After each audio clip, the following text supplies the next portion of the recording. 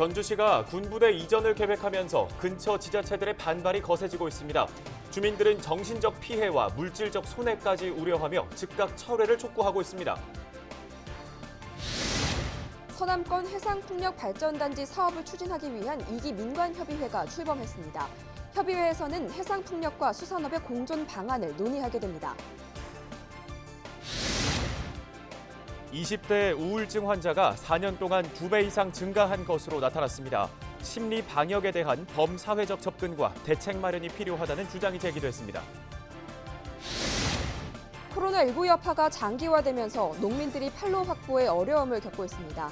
지역 농협이 판매 대행에 적극적으로 나서야 한다는 목소리가 높습니다.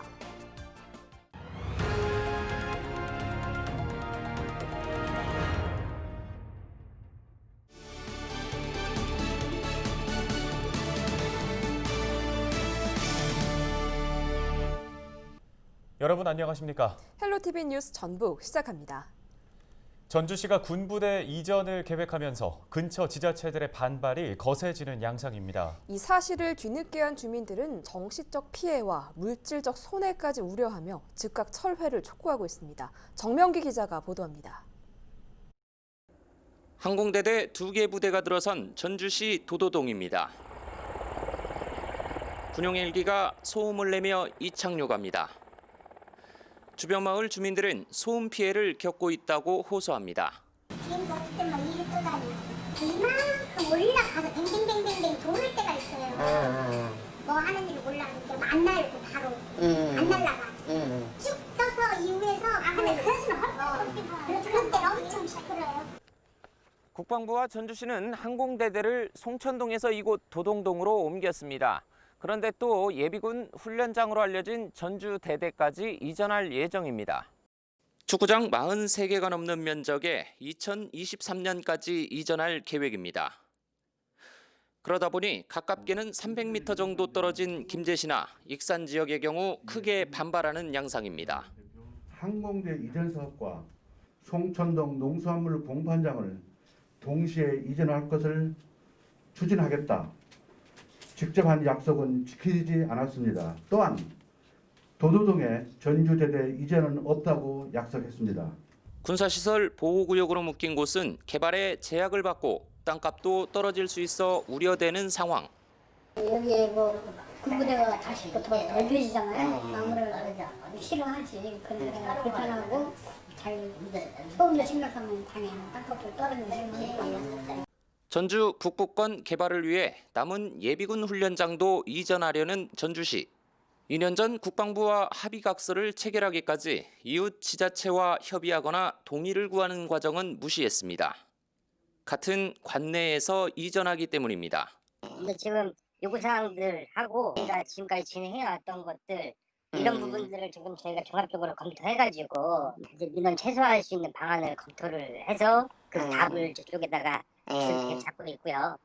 김제시와 익산시가 전주대대 이전을 반대하는 목소리를 내는 가운데 오는 28일 전주시가 어떤 입장을 낼지 주목됩니다. 헬로티비 뉴스 정명기입니다. 전북 서남권 해상풍력발전단지 사업의 추진을 위한 2기 민관협의회가 출범했습니다. 이번 민관협의회는 전북도와 산업부, 고창, 부안 주민대표 등 모두 21명으로 구성됐습니다. 협의회에서는 해상풍력과 수산업의 공존 방안을 논의하게 됩니다. 지난 7월 문재인 대통령은 부안 위도에서 열린 그린 뉴딜 및 해상풍력 비전 선포식에 참석해 주민 상생형 전북 서남권 해상풍력 협약을 체결했습니다. 전북도는 한국수자원공사와 환경부에 섬진강댐과 용담댐 방류로 인한 홍수 피해 대책 마련을 건의했다고 밝혔습니다. 전북 지역에서는 지난달 집중호우로 4명이 숨지고 수백억 원 상당의 재산 피해가 발생했습니다. 각종 조사 결과 댐 방류 조절 실패가 수해의 주요인으로 꼽히고 있습니다. 전북도는 환경부의 댐관리조사위원회 구성을 통한 홍수 피해 원인의 조기 규명을 촉구했습니다.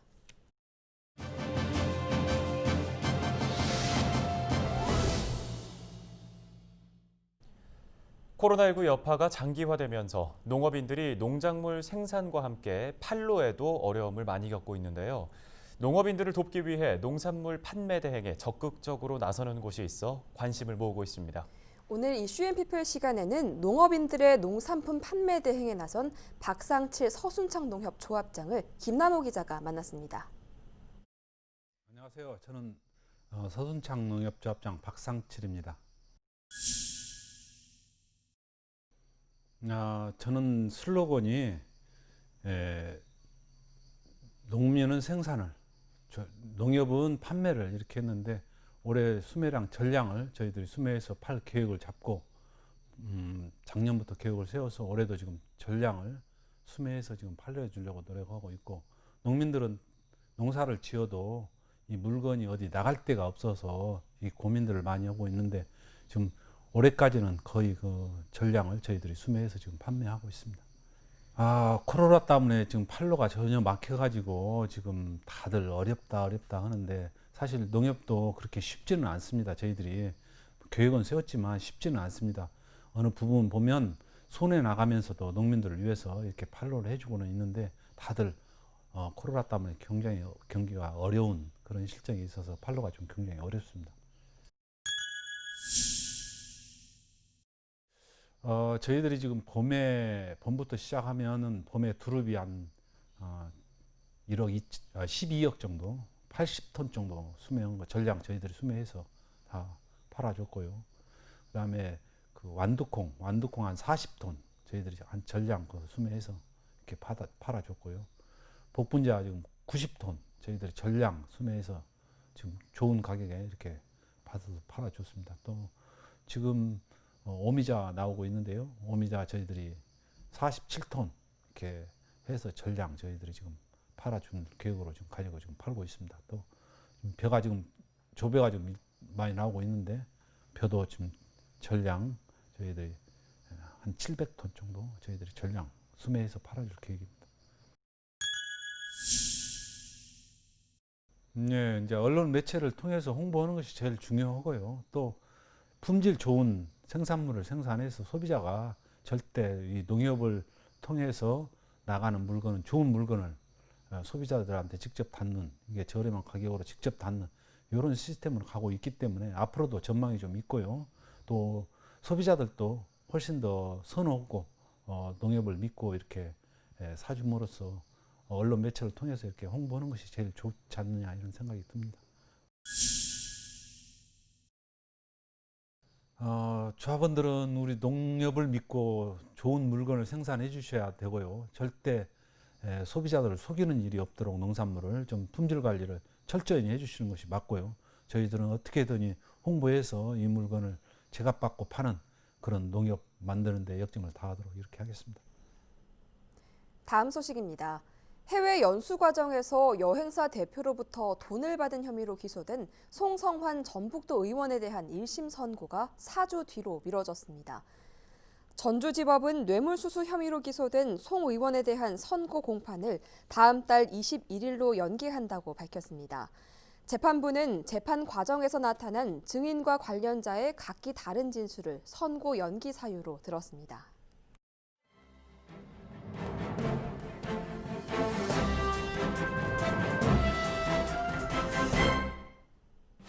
신문브리핑 전북일보 기사입니다. 전국 시군 기초의원 및 광역의원들의 입법 연구 활동을 돕고 자질과 역량을 키울 지방의정연수원 설립이 공론화되고 있다는 기사입니다. 국회의원의 경우 국회 사무처 의정연수원과 강원도 국회 고성연구원이 있지만 지방의회 의원들을 위한 시설은 없어 매년 교육 위탁기관에 약 70억 원의 비용을 지출하고 있는 실정입니다. 전북도의회는 22일 전국 기초광역의원들의 교육 훈련을 담당할 지방의정연수원 설립을 추진한다고 밝혔습니다. 지방의정연수원을 설립하려면 부지 매입과 건축 등의 큰 예산이 소요되기 때문에 전북 혁신도시로 이전한 지방자치인재개발원을 활용한다는 계획을 갖고 있는데요. 자치인재원을 활용하면 예산 감축은 물론 공공기관 추가 이전의 효과를 볼 수 있다는 게 전북도 의회의 판단입니다. 송지용 의장은 지난 8월 이낙연 더불어민주당 당대표 후보를 2차례 만나 지방의정연수원 설립을 건의한 데 이어 지난 21일에는 지방자치 인재개발원을 방문해 교육 프로그램과 시설 현안 등 인재개발원 공동 활용 가능성을 타진했습니다. 이와 관련해 송 의장은 23일 행정안전부를 방문해 지방의정연수원 설립 필요성을 알리고 지방자치 인재개발원 공동 활용 방안을 모색할 방침입니다. 또 국회도 찾아가 정치권에 지방의정연수원 설립 지원을 당부하고 국회의정연수원 등도 둘러볼 계획입니다. 지금까지 신문 브리핑이었습니다.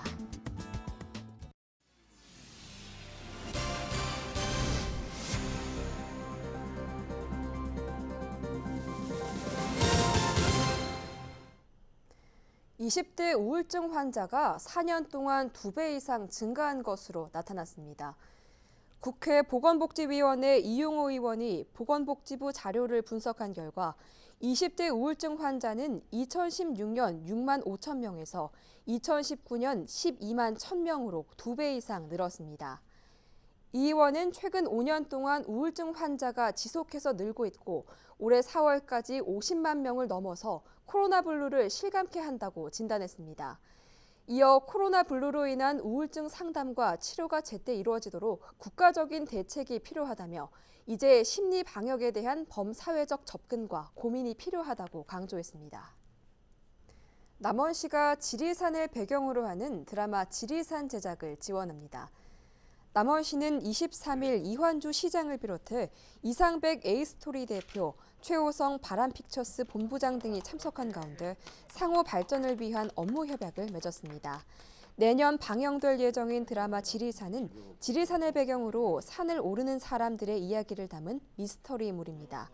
이 작품은 시그널과 사인을 집필한 김은희 작가, 태양의 후예와 도깨비 등을 연출한 이응복 감독, 영화배우 전지현 씨와 주지훈 씨 등이 참여해 관심이 모아지고 있습니다. 이번 협약에 따라 남원시는 드라마 세트장 건립 예산을 지원할 계획입니다. 전북지방경찰청은 추석 명절을 앞두고 특별 형사 활동을 한다고 밝혔습니다.